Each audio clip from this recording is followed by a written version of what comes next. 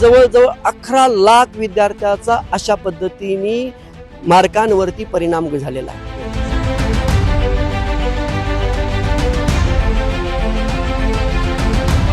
त्या कॉलेजला ऍडमिशन प्रक्रिया झाल्यानंतर एकतर डोनेशन भरून तुम्हाला ऍडमिशन घ्यावं लागेल किंवा 1 वर्ष वाया जाणार आहे. जो विद्यार्थी रँकर कोणता, ॲव्हरेज कोणता, कुठलाही न बघता अंदाजे मार्क टाकून दिले की आम्हाला राजकारणाशी संबंध नाहीये, आमचा पालक म्हणून आमच्या मुलाचं भविष्य अंधारमय.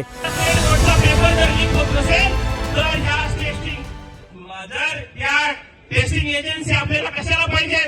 या सगळ्या भांडवलशाही या लोकांच्या कशामध्ये त्या एजन्सी आहेत, म्हणून त्या सगळ्या एजन्सी थांबल्या पाहिजे. गरीब कष्टकरी पोरांनी शिकलं पाहिजे, म्हणून आपल्याला ह्याच्या विरुद्ध सतत बोलावं लागेल. मित्रांनो, फक्त एक शिक्षण मंत्र्याचा राजीनामा घेऊन आपल्याला चालणार नाही, तर ही लोकशाही वाचवली पाहिजे, हे संविधान टिकवलं पाहिजे. त्याच्यासाठी जो लढा आहे तो आपल्याला व्यापक करावा लागेल. बाबासाहेबांनी दिलेला जो मंत्र शिका, संघटित व्हा आणि संघर्ष करा. आपल्याला शिकावं लागेल, संघटित व्हावं लागेल आणि संघटित होऊन चालणार नाही, तर हा सगळा संघर्ष आपल्याला करावा लागेल. अभिजित दिपकेंच्या माध्यमातून कॉक्रोच जनता पार्टीचे अध्यक्ष अभिजित दिपके आज आंदोलन करतायत पुण्यामध्ये. त्यांची मागणी आहे केंद्रीय शिक्षण मंत्री धर्मेंद्र प्रधान यांनी राजीनामा द्या. त्यासाठी पुणे विद्यापीठामध्ये सध्या आंदोलनाची तयारी दिसते. अनेक कॉक्रोच जनता पार्टीला समर्थन देण्यासाठी युवा आलेले आहेत. या ठिकाणी काही पालक आलेले, शिक्षणाचा मुद्दा आहे आणि हा अभिजित हे सोडवेल या आशेने एक पालक आलेला आहे. त्यांचा मुद्दा असा आहे की सीबीएसईचे या वर्षीचे पेपर हे मशीनच्या सहाय्याने तपासले गेले. त्यामध्ये जेई मध्ये मेरिटमध्ये आलेले विद्यार्थी मात्र सीबीएसईच्या केमिस्ट्री पेपरमध्ये त्यांना फार कमी मार्क पडले. त्यामुळे 11 लाख विद्यार्थ्यांचं नुकसान झालं. I am right? करेक्ट. काय तुमचा प्रश्न सांगा? ह्या वर्षी माझा मुलगा सीबीएसई बोर्ड 12वीची परीक्षा दिली त्यांनी, आणि पहिल्यांदाच पेपर चेकिंग मध्ये जे फिजिकली शिक्षक पेपर चेक करायचे ते पेपर फिजिकली चेक न करता, कुठलंही ट्रेनिंग न देता त्यांनी ऑनलाईन पद्धतीने पेपर चेकिंग अपलोड करून ह्या वर्षी निर्णय घेतला. आणि त्यामुळे बरेच पेपर अपलोड करताना ब्लर आले गेले, आणि ब्लर आले गेल्यामुळे ज्या मुलांनी जो पेपर लिहिला आहे त्यांना ज्या पद्धतीने पेपर लिहिलेला आहे त्यांना जिथं 50, 60, 70 मार्क भेटायच्या ऐवजी त्याला 8 ते 9 मार्क भेटलेत. त्यापैकी माझा विद्यार्थी 10वी बोर्डात त्याला 92% होते आणि त्याला केमिस्ट्री विषयामध्ये 9 मार्क दिलेत. आम्ही जेव्हा रिचेकिंगला पेपर मागवला तेव्हा आमच्या लक्षात आलं की त्याची आणखी जवळजवळ 20 ते 30 मार्क वाढतायत, फिजिक्समध्ये 20 ते 20 मार्क वाढतायत. आणि पण आता याच्यामुळे आमच्या याच्यावरती त्याच्यासारखे जवळजवळ भारतामधून 18 लाख विद्यार्थ्यांनी परीक्षा दिली होती. 18 लाख विद्यार्थ्यांनी परीक्षा दिली होती. त्यापैकी जवळजवळ 11 लाख विद्यार्थ्याचा अशा पद्धतीने मार्कांवरती परिणाम झालेला आहे. की फक्त माझा एकटा मुलाचा प्रश्न नाही, देशातल्या 11 लाख मुलांचा पेपर चेकिंग परत केलं गेलंय. आता हे पेपर चेकिंग करताना यांच्याकडे मॅनपॉवर गव्हर्नमेंटकडे नसल्या कारणाने आम्हाला एक चिंता आहे की वेळेत झाल्या कारणाने जर याचं रिचेकिंग आणि रिव्हॅल्युएशन प्रॉपर नाही झालं तर आमच्या मुलाचं भविष्य, पुढच्या ऍडमिशन जी प्रक्रिया आहे तर ती प्रक्रिया निघून गेल्यानंतर जर रिझल्ट आला तर जवळजवळ एवढ्या मुलांचं पुढचे वर्ष शिक्षणापासून त्यांना वंचित राहावं लागणार आहे, किंवा पुढे आम्हाला शेवटच्या जुलैमध्ये डोनेशन भरून इंजिनिअरिंगला प्रवेश घ्यावा लागणार. मार्कशीट आहे तुमच्याकडे? आहे, माझ्याकडे दोन्ही मार्क लिस्ट आहेत. आता जी 12वीला जो सीबीएसईला त्याला जे मार्क्स पडले आहेत तर त्या विद्यार्थ्याचे केमिस्ट्री, फिजिक्स यामध्ये त्याला 9 मार्क दिलेले आहेत रिटर्न एक्झाम मध्ये, आणि त्याला 10वीचं जे मार्क लिस्ट आहे 92% आहेत, जे स्कूलमध्ये पहिला रँकर विद्यार्थी पहिल्या 3 मधला, बरोबर आहे. अशा पद्धतीने त्या विद्यार्थ्यांचं जे मार्क लिस्ट आहेत ना, ह्या वेळी हा एकटा आयुष नाहीये, देशातले 11 लाख विद्यार्थी आहेत.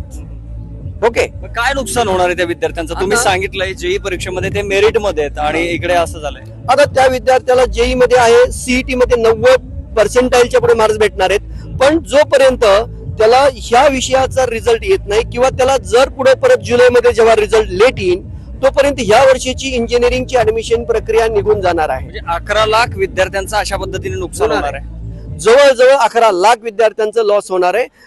पण जे इंजिनिअरिंगला समजा जाणार नसतील त्यातले 7-8 लाख तरी विद्यार्थी इंजिनिअरिंगला जाणारे असतील, त्या विद्यार्थ्यांना त्या कॅप राऊंड मधून त्या कॉलेजला ऍडमिशन प्रक्रिया झाल्यानंतर एकतर डोनेशन भरून तुम्हाला ऍडमिशन घ्यावं लागेल किंवा 1 वर्ष वाया जाणार आहे. बरं, तुम्ही या संदर्भात आता आमच्याकडे आलात, प्रसारमाध्यमाशी बोलतात, तर तुम्ही काही असे पर्सनली काही प्रयत्न केले का की हे अशा अशा पद्धतीने झाले? सिस्टीम कडून उत्तर काय आलं तुम्हाला? सिस्टीम कडून मान्य केलं गेलं, रिव्होल्युशनला त्यांनी टाका, पण त्याची जी प्रक्रिया इतकी स्लो आहे की त्यांच्याकडे जी आम्हाला ज्या डेटला दिल्या त्या डेट सगळ्या डिले होत आहेत आणि रिचेकिंगच्या कडे मॅन पॉवर त्यांच्याकडनंही आमच्या लक्षात आलंय. फिजिकली चेक करायला त्यांनी पहिली यंत्रणा नाही दिली आणि त्याच्यामुळे सगळा सवळा गोंधळ झाल्यामुळे ही जर अजून डिले झाली आणि तोपर्यंत इंजिनिअरिंगची जर ऍडमिशन प्रक्रिया झाली तर आमच्या मुलाचं 1 वर्ष वाया जाणार आहे.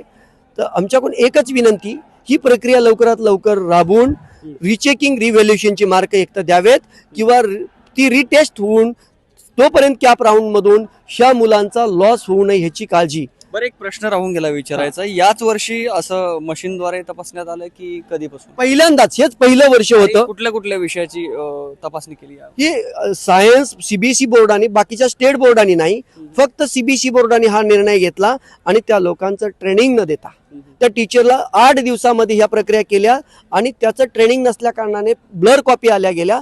ब्लर कॉपीवरती त्यांनी चेक 15 मिनिटांमध्ये जे केलं तर जो विद्यार्थी रँकर कोणता, ॲव्हरेज कोणता, कुठलाही न बघता अंदाजे मार्क टाकून दिले आणि त्याच्यामुळे हा फार मोठा घोळ. केमिस्ट्री विषयाचाच विषय की इतर विषयामध्ये सगळ्या विषयाचा आहे. बरं. कुणाला फिजिक्समध्ये, कुणाला केमिस्ट्रीमध्ये, कुणाला वेगवेगळ्या, इव्हन असंख्य विद्यार्थ्यांची, अनेक विद्यार्थी अशी आहेत की ज्या मुलगा IIT ॲडव्हान्सला गेलाय त्या मुलाची सुद्धा अनेक माझ्यासारखी मुलं आहेत आणि त्यांनी 3 मुलांनी प्रधान जे आहेत आपले जे शिक्षण मंत्री आहेत त्यांच्या पुढे ते सगळं डेमॉन्स्ट्रेशन झालं. अभिजित दिपकीला भेटायला आले का? आज मी ह्या निमित्ताने, सरकार कुठल्या पद्धतीने हालचाल होत नाही, आज ह्या कॉक्रोच पार्टीच्या निमित्ताने मीडिया आणि त्यांच्यासमोर कमीत कमी आमची व्यथा, अशी तर व्यथा कुठलं सरकार ऐकायला सामान्य माणसाचं नाहीये. तर आम्ही त्या निमित्ताने आमचा जो काही विषय आहे तो सरकारपर्यंत पोहोचावा. मी 11 लाख पालकांचा प्रतिनिधी आणि सुदैवाने पुण्यात राहतो म्हणून मी त्या निमित्ताने पुण्यामध्ये आलोय. त्या दिवशी मला वाटत होतं दिल्लीला जावं, पण दिल्लीला त्यावेळेस जाणं शक्य नाही झालं. का उद्देश आहे की आम्हाला राजकारणाशी संबंध नाहीये, आमचा पालक म्हणून आमच्या मुलाचं भविष्य अंधारमय. माझ्या मुलांनी त्या दिवशी, ज्या दिवशी रिझल्ट लागला, दुसऱ्या दिवशी 3 तास फोन नाही उचलला होता, तेव्हा माझ्या मनामध्ये त्या मुलांनी काय चुकीचं तर पाऊल उचललं नाही घरात, इतकी भीती, असंख्य मुलांचं टेन्शन, असंख्य मुलांचं डिप्रेशन हे झालेलं आहे. आणि त्या मुलांचं जेव्हा 12वीत करिअर व्हायच्या ऐवजी ते मुलं शासनामुळे त्या मुलांचं करिअर बर्बाद होत. मी ही एज्युकेशन फील्डमध्ये काम करत असून सुद्धा मला ही परिस्थितीला भोगावं लागतंय. बरेच पालक, मी पांडुरंग फुंदे पिंपरी चिंचवडमध्ये राहतो, कॅम्ब्रिज सारख्या स्कूलमध्ये माझा मुलगा शिकत असताना, आणि आज मी माझं ओपन चॅलेंज आहे की त्याचा पेपर मीडिया समोर जरी लिहिला त्यांनी आता, तरी तो कधीही एवढ्या कमी मार्क पडणार नाही. त्याला मित्र, कुठल्या मानसिकतेमधून चाललेत मुलं तुमची सगळे? सध्या अशी मानसिकता चालू आहे सर की एवढी चांगली मेहनत करून पण सुद्धा असे कमी मार्क भेटत आहेत. पूर्ण पश्चातापच आहे ना, मायबापाचा आपला एवढा पैसा लावणं, एवढं मेहनत करणं, आणि सरकार असं करून आमचं करिअरचं हे वाटोळं करतं ना सर. नक्कीच देशाचं भविष्य ही युवा पिढी आहे आणि हे या सध्या फेसमधून जाते, जेई सारखा पेपर देते, CBSEच्या पेपर देऊन हे पुढं एज्युकेटेड मुलं होत असतात, पुढे तेच देशाचे डॉक्टर, इंजिनियर हे सगळे होत असतात. मात्र त्यांना नीट सारखी परीक्षा एक मोठा धडा होता आणि परत आता CBSEचा केमिस्ट्रीचा विषय असेल किंवा इतर विषय असतील हे मशीनच्या सहाय्याने तपासले, त्यामध्ये घोळ झाला. त्यामुळे अनेक विद्यार्थ्यांना, म्हणजे 11 लाख विद्यार्थ्यांना पश्चाताप करण्याची वेळ आहे. त्यामुळे पालक चिंतेत आहेत. ते आज अभिजित दिपके यांना भेटायला आले. दिपके तरी यावर काहीतरी बोलतील आणि या संदर्भात सरकार काहीतरी पावलं उचलेल अशी एक माफक अपेक्षा या पालकांनी व्यक्त केलेली आहे. Vishnu Sane, plates of Marathi, Pune.